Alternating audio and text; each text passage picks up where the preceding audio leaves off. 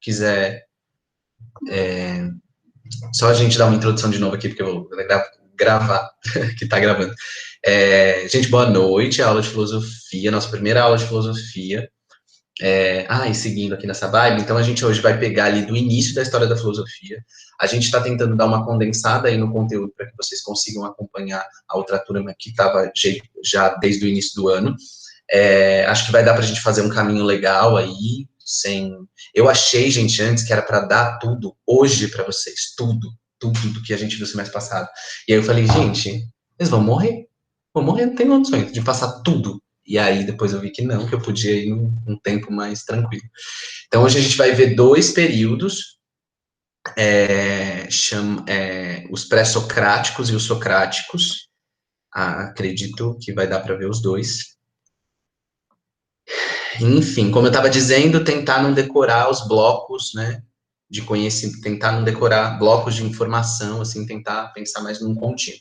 Então, aqui no Retomando, e aí essa também vai ser a nossa única aula ao vivo, né, as outras aulas são gravadas, eu estou ainda trabalhando com essa ideia do slide, mas geralmente eu tento editar os vídeos para fazer as coisas aparecerem, imagens, palavras, enfim. E aí a gente tem aqui o nosso Retomando. Então, só para ver aqui o que vem um pouquinho antes desse processo que a gente vai falar hoje, que são os pré-socráticos. Então, hoje trataremos do início da história da filosofia ocidental, lembrando que tem a filosofia oriental também, que a gente tem mais contato com esses autores ocidentais. Conheceremos os primeiros filósofos que se caracterizam por tentar encontrar uma explicação racional para os fenômenos da natureza, no caso dos pré-socráticos, e para a vida humana, no caso de Sócrates. Lembrando que a filosofia surge como uma tentativa de explicar a realidade de forma não mitológica, se baseando naquilo que era racionalmente demonstrável. Ou seja, antes de tudo, é bom conceitualizar a filosofia para que a gente entenda do que a gente está falando. Então, na nossa apresentação, eu falei um pouco disso, no sentido de que tem autores que definem a filosofia, por exemplo, como um espanto com relação à realidade. Então, imagina... Não que precise necessariamente disso, né, mas um exercício ali de imaginação, como se a gente tivesse acabado de chegar no mundo e a gente não sabe, né, por que as coisas são do jeito que elas são, por que elas têm as cores que elas têm, por que elas acontecem na sequência que elas acontecem, por que é dia, depois é noite. Então, o filósofo é aquele que não faz da realidade algo familiar, ele se espanta com a realidade, então ele tenta entender a realidade e tenta encontrar explicações que justifiquem as coisas serem do jeito que elas são, tá? Então, a filosofia é uma forma de tentar explicar a realidade, tentar encontrar sentido para a realidade de uma forma racional. Por que eu estou ressaltando essa questão do racional? Porque antes da filosofia, do surgimento do marco, que a gente considera como o início da filosofia, existiam formas de explicação para o mundo que eram baseadas no mito. Então, o mito é uma forma de tentar explicar a realidade também, mas não de uma forma racional, de uma forma mais sobrenatural, não consigo pensar numa fantasiosa, talvez, então, não que seja menor, então isso é uma coisa importante da gente destacar, que são formas diferentes de explicar a realidade, se falar sobre a realidade. Então, o mito, ele fala de coisas de uma maneira um pouco mais metafórica, não tão literal. Peraí um pouquinho. Então, o mito, ele tem uma estrutura que não necessariamente pressupõe lógica. Então, quando a gente está falando do mito do deus do sol, Apolo, que fala que o dia e a noite se sucedem, porque quando o dia nasce, porque tem um deus chamado Apolo, que com seu carro carrega o sol e faz o sol andar ao longo do dia. Então, se a gente fosse pensar racionalmente e literalmente, a gente olharia e falaria, não, mas como assim um carro que voa? Um Deus, ele é uma pessoa, ele puxa... Então, isso seria tentar buscar explicações racionais, coisa que o mito não trabalha. Então, o mito é um conto que tenta expressar alguma coisa da realidade, mas não de maneira literal. A história da filosofia começa com esse foco na racionalidade. Então, a gente trabalha na filosofia com lógica, com razão, com pensamento, com conexão entre os eventos. Então, quando a gente vai falar primeiro dos pré-socráticos, né, que são conhecidos como os primeiros filósofos, ou filósofos da natureza, outro nome, ou os filósofos cosmológicos. Por quê? Os pré-socráticos, eles foram os primeiros a introduzir essa intenção de uma explicação racional para o mundo. Então, eles abandonam completamente a explicação mitológica e tentam encontrar princípios racionais de explicação do mundo, princípios lógicos de explicação do mundo. Eles são chamados de filósofos da natureza também, porque eles queriam entender a origem das transformações e das coisas que existiam na natureza. Então, tipo, da onde vem tudo que a gente vê? Da onde que vem o vento, a terra, a árvore? Como é que as coisas se transformam? Quais são os princípios que regulam essa existência da natureza, esse mundo que a gente vive, né? Esse mundo exterior que a gente vive e se relaciona com eles. Então, os conceitos importantes aqui é que esses autores buscavam compreender a physis. Então, isso aparece em algumas questões, então é importante que vocês tenham noção do que esse termo significa, que é a natureza. Então, eles tentavam compreender a natureza. Então, eles tentavam compreender de uma forma racional, ou seja, encontrando princípios lógicos de causa e efeito, as coisas que aconteciam na natureza. E suas transformações, né? Por que as coisas se transformavam, porque a árvore estava lá toda frondosa, de repente caía as folhas e ficava seca e tal, as mudanças naturais que aconteciam na natureza. Eles tentavam compreender a physis, a natureza, e tinham por princípio o conhecimento da arqué, ou seja, eles queriam encontrar essa arqué, que é o quê?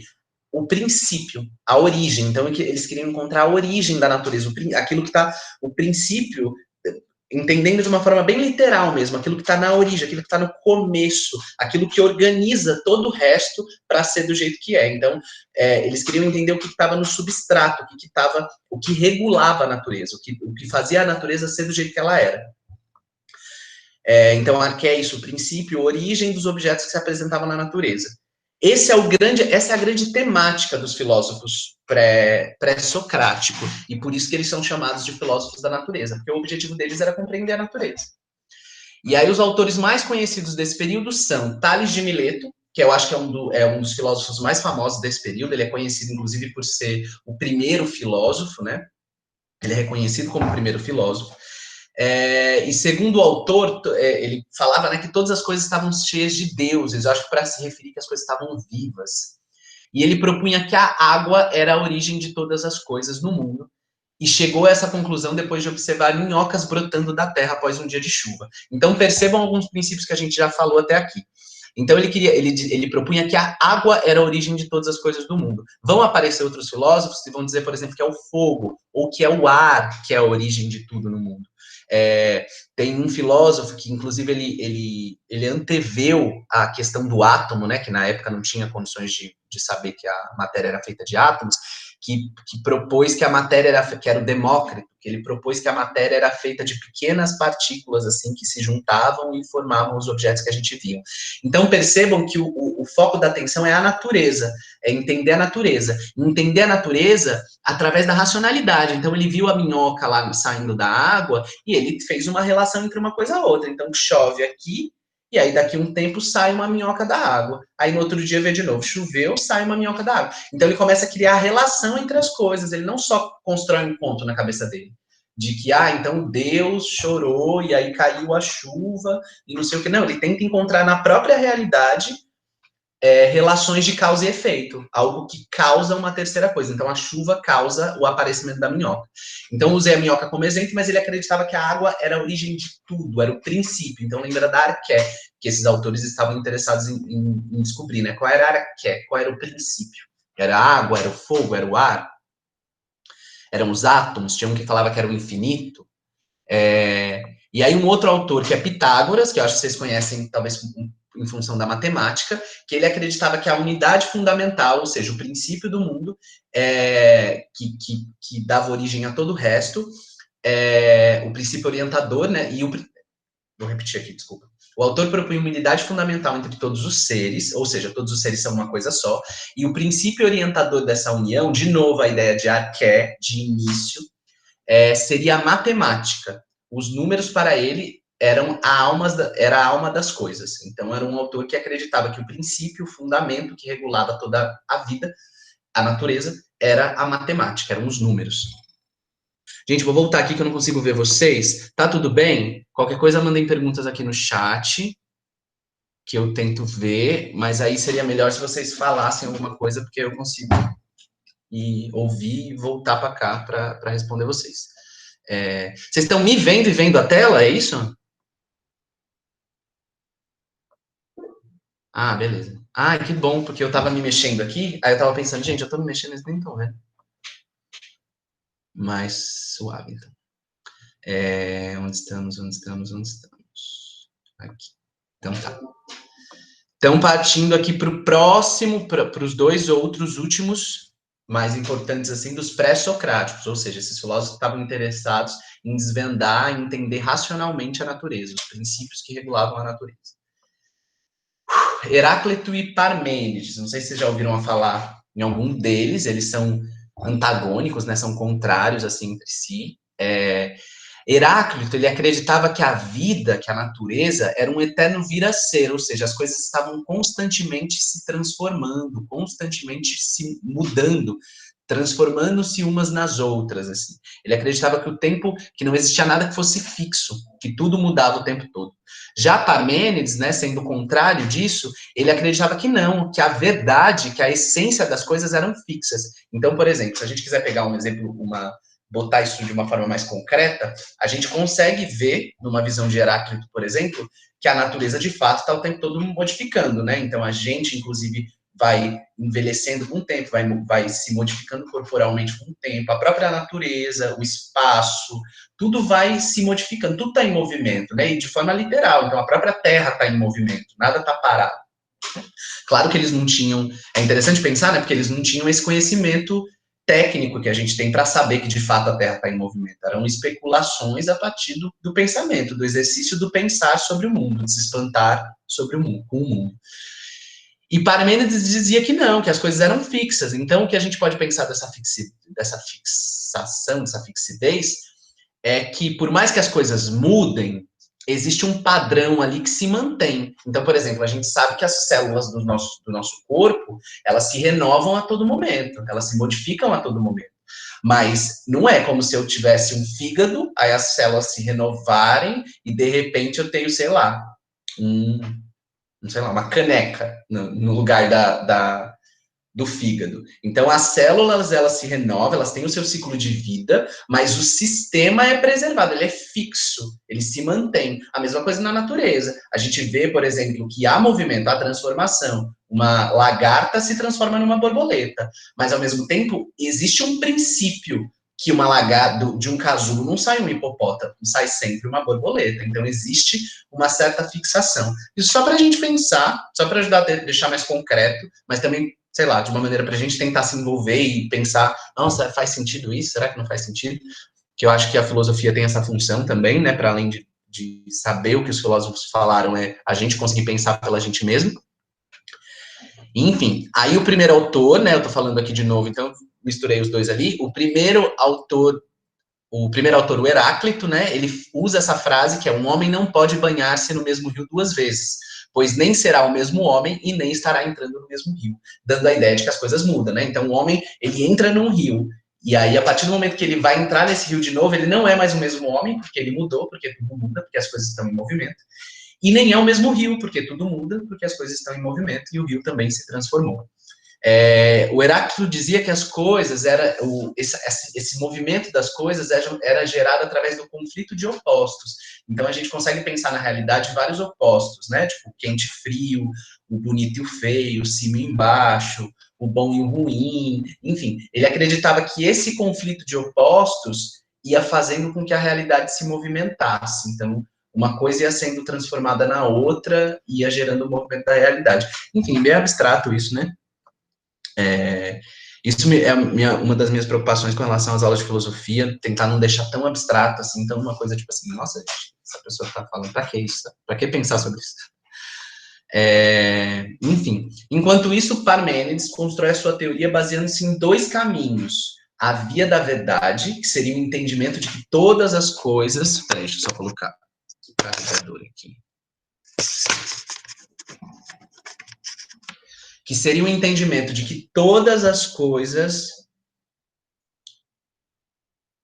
não, que seria a via da verdade, que é o entendimento de todas as coisas através do pensamento. Então, o pensamento nos possibilitaria conhecer a verdade sobre as coisas. Quando a gente está falando de verdade, gente, e é isso que o Parmênides ele acaba fundando, se você fala em verdade, necessariamente você cria a ideia de mentira. Porque se tudo é possível, mas se eu falo em algum momento, tipo assim, existe uma verdade, então existe alguma coisa que é mentira. E é isso que ele funda. Então, Parmênides, ele acreditava que pelo pensamento a gente conseguiria, dentro dessa ideia de conhecer a natureza, conhecer o princípio que regula, que controla a natureza, ele acreditava que a via que podia, que o pensamento era a via que daria acesso à verdade.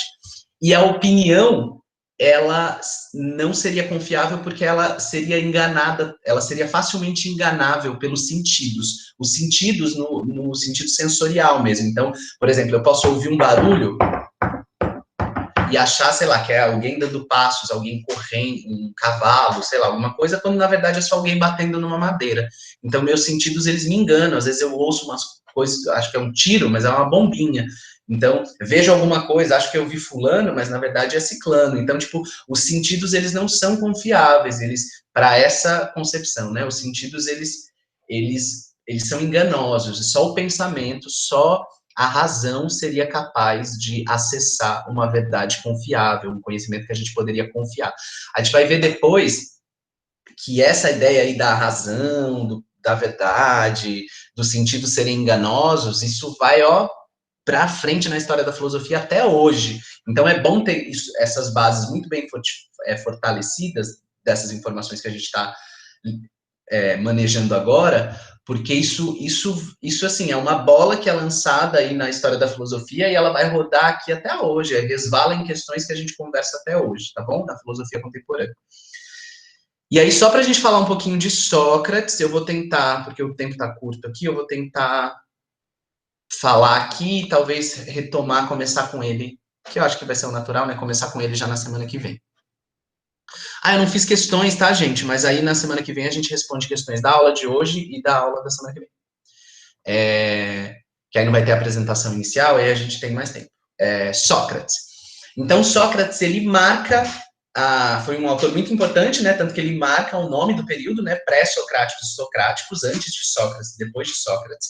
E Sócrates se torna uma figura importante porque ele e os que vieram depois, né? Porque o que ele faz é mudar esse eixo. Então, se os filósofos pré-socráticos estavam preocupados em entender racionalmente a natureza, Sócrates, ele estava preocupado em entender racionalmente não a natureza, mas o próprio ser humano. Então, ele muda, o método é o mesmo, se quer abandonar a explicação mitológica e encontrar uma explicação de caráter racional. Só que a diferença é que os pré-socráticos direcionam a intenção deles é entender, o objeto deles é a natureza, enquanto para os Sócrates, para os socráticos, né, o objeto é o humano. Então, o humano, tipo, as coisas que o ser humano produz, os valores humanos, ética, moral, a técnica, então, a política, a vida humana no geral, tudo aquilo que diz respeito ao ser humano, tá? Então, essa é a grande diferença, a grande virada de chave dentro desse período da filosofia, que é mudar o foco da intenção de entender a natureza para a intenção de entender o ser humano, tá bom? O autor viveu em Atenas e foi mestre de Platão, então, que a gente vai falar na próxima aula de Platão e Aristóteles. O autor foi condenado à morte, pois alegavam que sua filosofia corrompia os mais jovens, fazendo questionar os valores e tradições. Então, Sócrates, o que ele fazia? Sócrates, ele era um autor que acreditava na verdade, ele acreditava que existia uma verdade, que ela era inata, a gente nascia com ela. Quase um pouco, não sei quanto de vocês, sei lá, conhecem algumas concepções mais espiritualistas, assim, espíritas no sentido de, uma encarnação, não é esse lugar, não é um lugar da encarnação, mas é esse lugar de que você traz memórias com você, de que você traz informações com você. E aí a sua relação com o mundo, nesse mundo que você está vivendo agora, desperta essas memórias que já estão dentro de você, o conhecimento já está dentro de você. Então, o método socrático era conhecido como a maiêutica, que a mãe do Sócrates era parteira, né? E maiêutica significa o parto das ideias. Então, Sócrates, ele se via como um parteiro. Ele se via como alguém que, através do diálogo, de encontrar com cidadãos lá que estavam andando em Atenas e fazer perguntas para eles, como, tipo, o que é a verdade? O que é a amizade? Porque até então, a grande questão, o grande desconforto que Sócrates causa em Atenas, e por isso que ele foi condenado à morte, foi porque ele fazia perguntas que incomodavam as pessoas. Então as pessoas sabiam dizer assim, aquele fulano não é justo, aquele fulano não é belo, aquele fulano é mau. E aí sabia apontar, categorizar. O Sócrates, ele começa a questionar as pessoas no sentido, mas o que é o belo? O que é o bom? O que é o justo? O que é o leal? Ele começava a se questionar, se perguntar através desses valores, porque ele queria acessar a verdade, acessar o conhecimento, entender o que essas coisas eram de fato. E não só o que as pessoas achavam que era bonito ou feio, porque isso dependia da opinião de cada um. Cada um ia decidir para si o que achava bonito ou feio, mas existia alguma coisa que era o belo, e era nisso que ele estava interessado.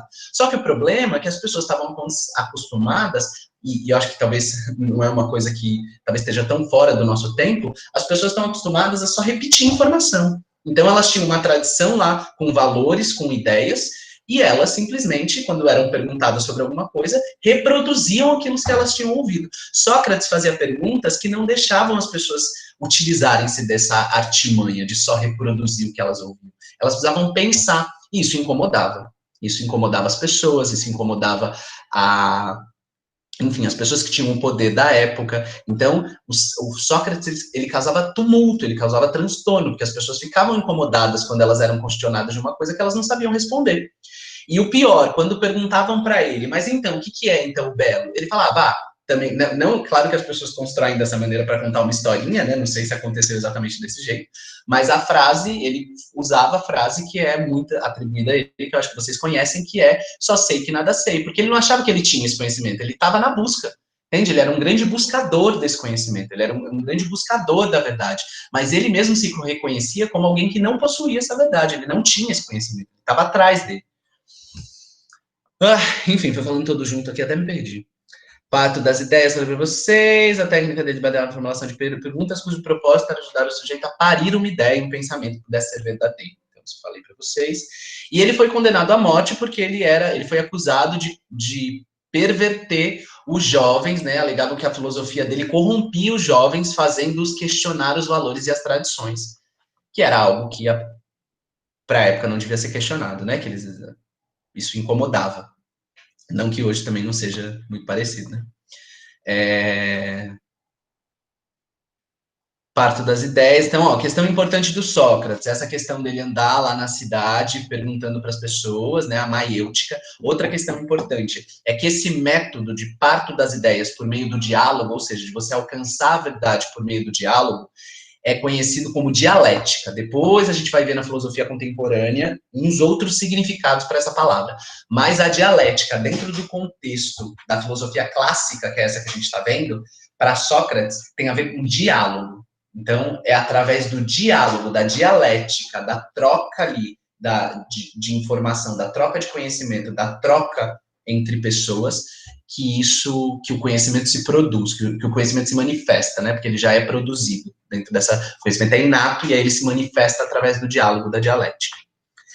E por fim, para a gente acabar aqui, no time, Sócrates e os sofistas. Sofistas eram um grupo de filósofos da época, e os sofistas, o Sócrates detestava os sofistas, ele não achava que os sofistas eram filósofos de verdade, porque tinha uma diferença muito fundamental entre eles. Sócrates e os seus discípulos, né, que Platão é o mais famoso, mas tiveram outros, acreditava que existia uma verdade sobre o mundo que poderia ser acessada através da razão. Então, essa ideia da verdade, um conhecimento que ele era que ele era confiável, que ele era o conhecimento verdadeiro, e o resto tudo era falso, tudo era opinião. E sua busca ao andar pela cidade de Atenas era através do diálogo, né? Tá, botei isso. Era comum que só se fizesse perguntas às pessoas, tá, isso tudo é o que eu já falei, só sei que nada sei.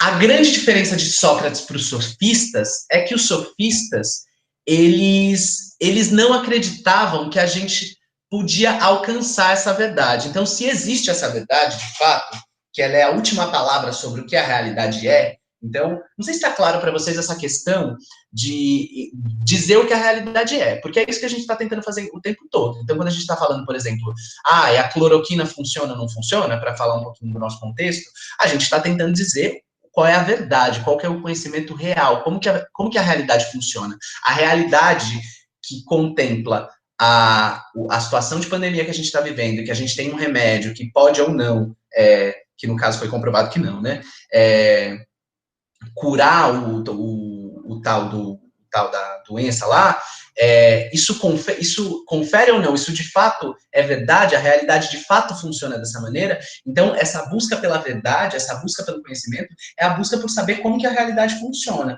Não nos moldes que a gente talvez se relacione hoje em dia, porque hoje a gente tem esse intermédio muito forte da ciência, do experimento e tal, que a gente vai falar ao longo do processo, mas essa é a busca pela verdade, por uma coisa que você pode falar, não, a realidade é assim que funciona, acontece isso, depois acontece aquilo, depois acontece aquilo. E os sofistas, desculpa, gente, que eu me empolgo falando coisa.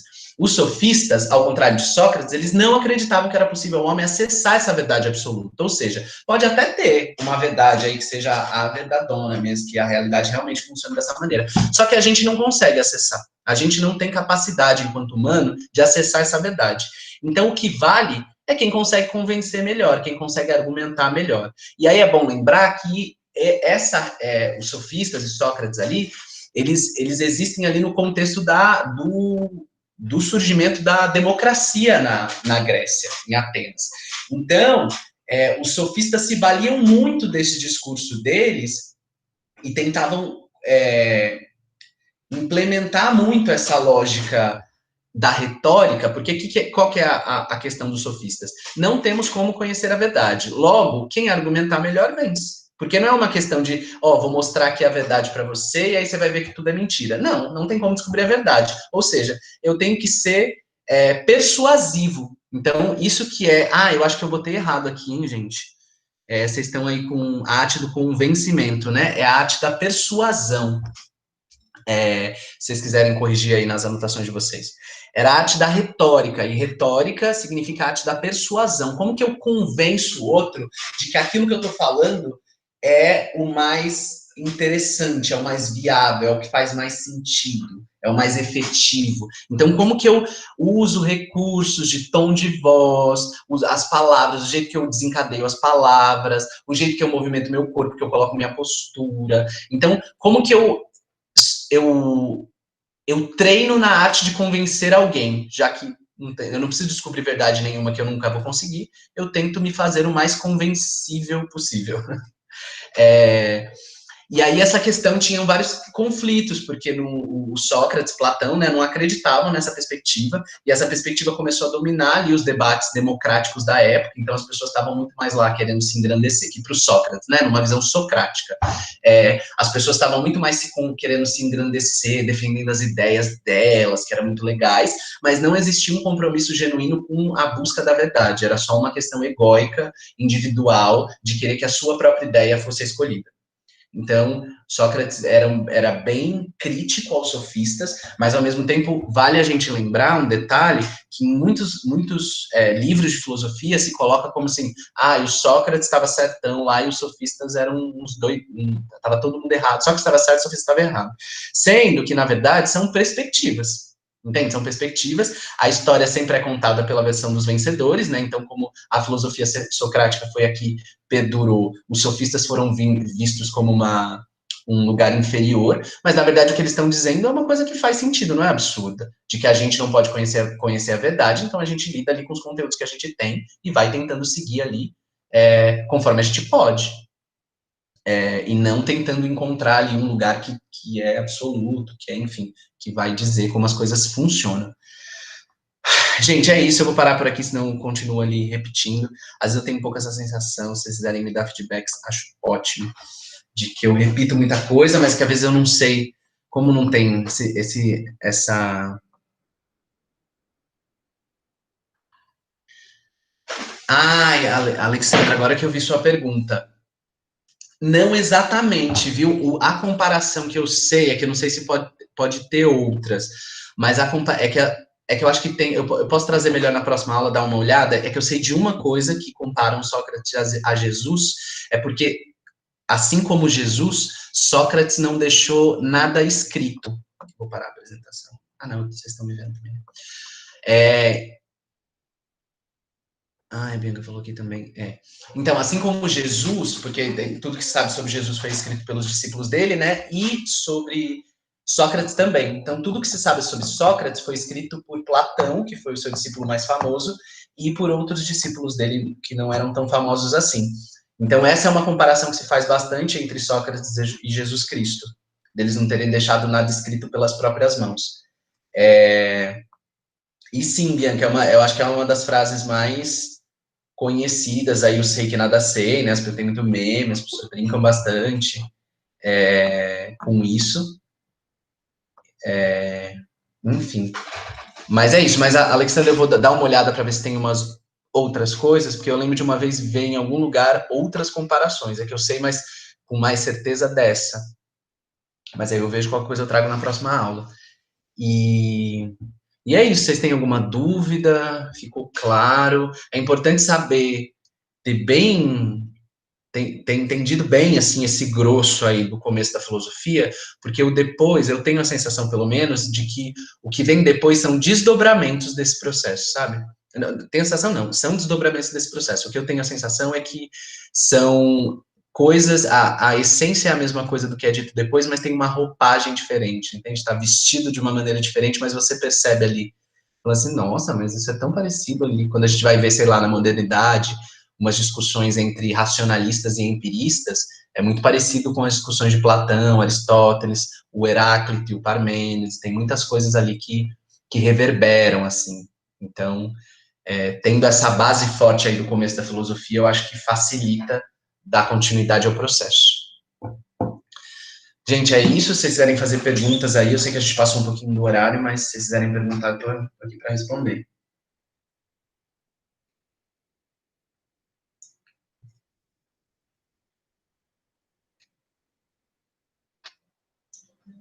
Ah,